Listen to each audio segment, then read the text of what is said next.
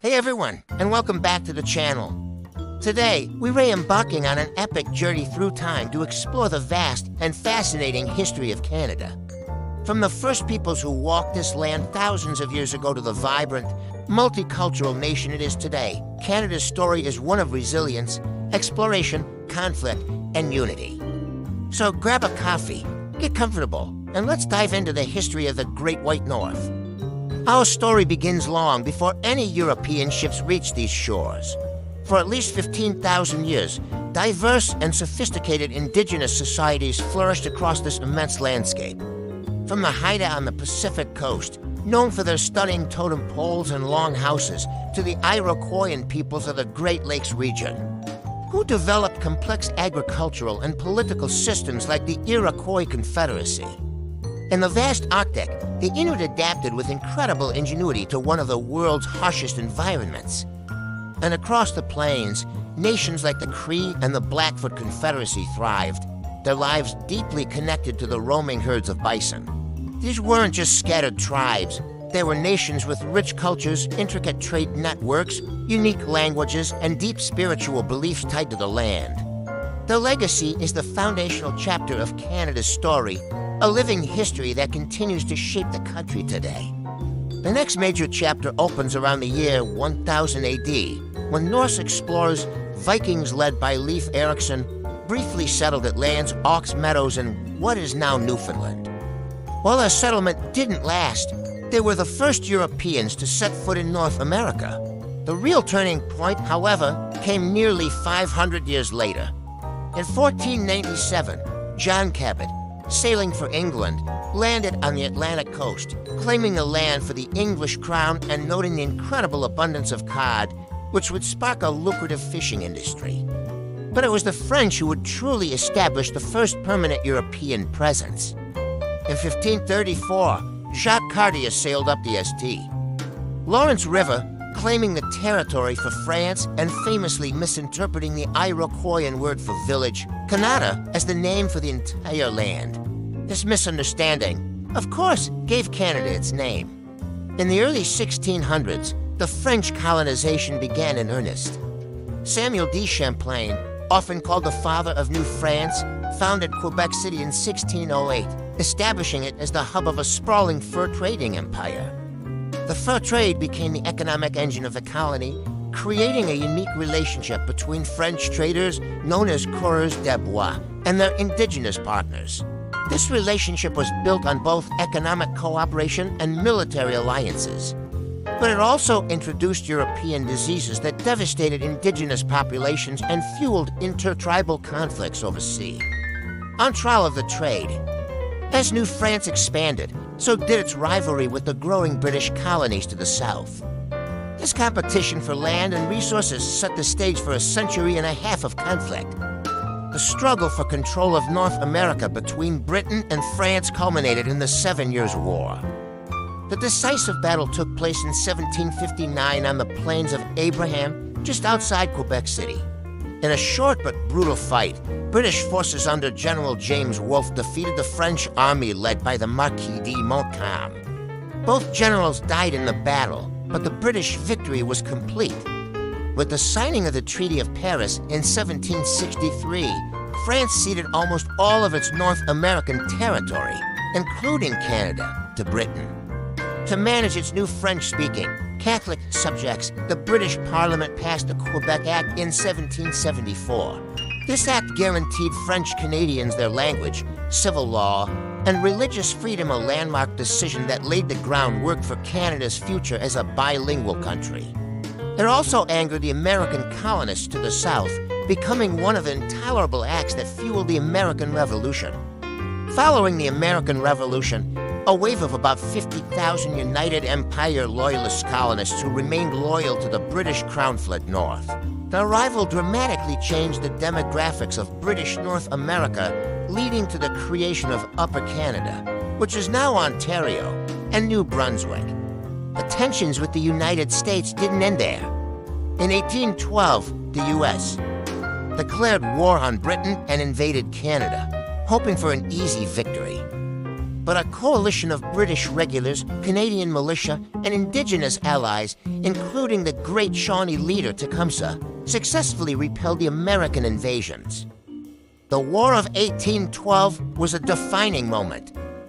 It fostered a sense of a distinct Canadian identity, separate from both Britain and the United States, and solidified the border between the two nations.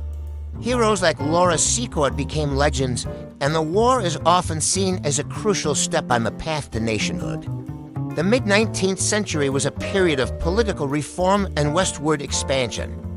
Rebellions in Upper and Lower Canada in 1837, though unsuccessful, pushed Britain to grant the colonies responsible government, a system where the government must have the support of the elected assembly. This was a major step towards self-governance. At the same time, the idea of uniting the separate British North American colonies into a single country was gaining momentum. Leaders like John A. Macdonald and George Edion Cartier argued that a union would create a stronger economy, a better defense against potential American expansion, and a national railway to link the country from coast to coast. After a series of conferences in Charlottetown and Quebec City, the dream became a reality. On July 1, 1867, the British North America Act was passed, and the Dominion of Canada was born, uniting Ontario, Quebec, Nova Scotia, and New Brunswick. John A. Macdonald became Canada's first Prime Minister, and the new nation's motto was a Mari Uescad Mare, from sea to sea.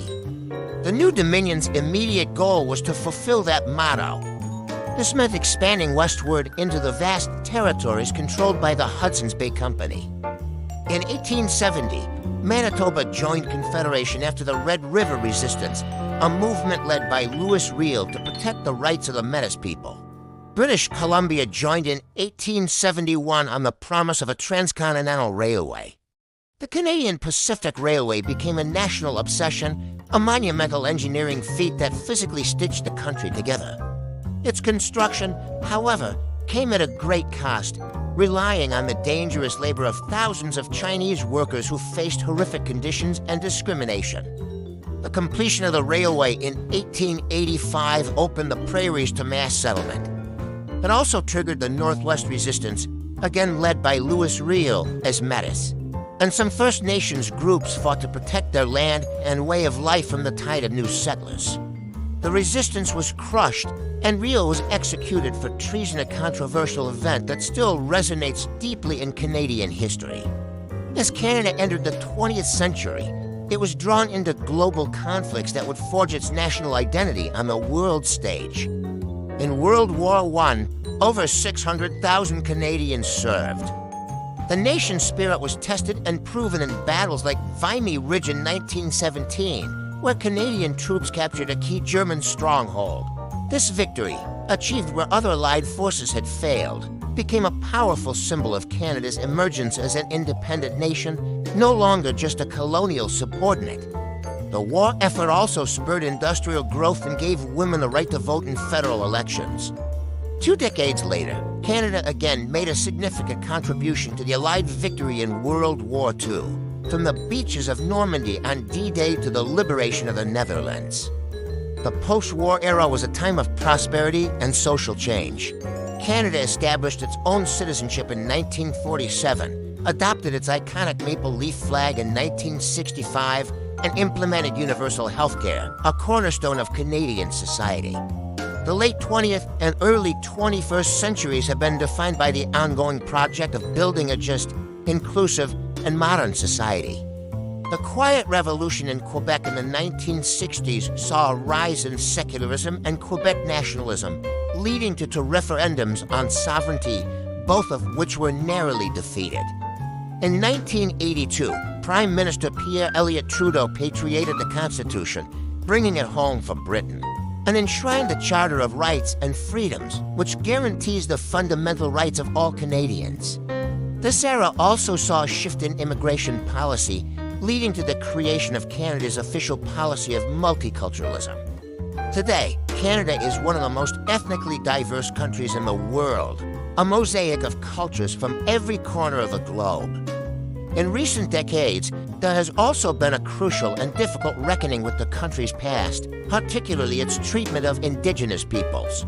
The Truth and Reconciliation Commission has shed light on the devastating legacy of the residential school system, and the country is now on a long and complex journey towards reconciliation, seeking to build a new relationship based on respect and partnership with First Nations, Inuit, and Metis peoples. And that brings us to today. Canada's history is a rich and complex tapestry woven from countless threads the deep roots of its Indigenous peoples. The rivalries of European empires, the quest for independence, the challenges of unity, and the ongoing effort to create a more inclusive and just society. It's a story that is still being written every single day. Thanks so much for joining me on this journey through Canada's past. If you found this interesting, don't forget to hit that like button, subscribe for more content, and let me know in the comments what part of Canadian history you'd like to explore next. See you in the next video.